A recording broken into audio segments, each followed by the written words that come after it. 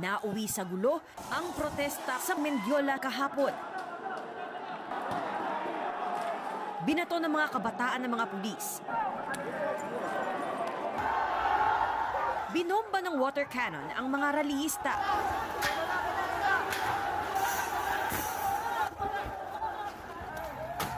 May nanira ng motorsiklo at ng traffic light.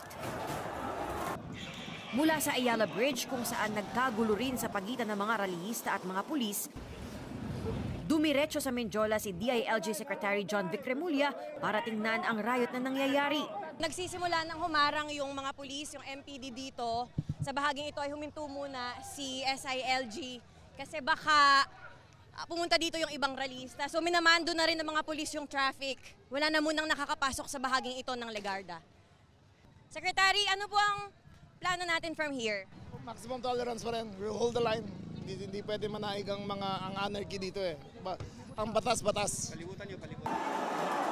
Napaatras ang karamihan ng mga rallyista sa Recto Avenue. Ang mga pulis pinalibutan ng intersection ng mga kalye ng Mendiola, Legarda, Carasal at Recto.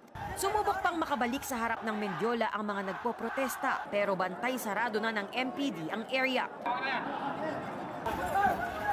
Maya-maya pa, inaresto na ng otoridad ang umano'y mga nanakit ng bato at ng gulo sa rally.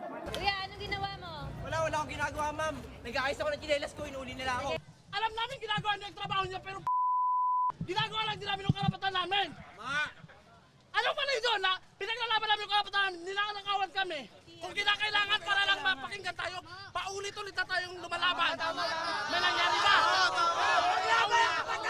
Guys, ganito, paulit-ulit na tayo nagrarally, paulit-ulit tayo nagsige pag-usap sa kanila. May nangyari ba? Wala naman, di ba?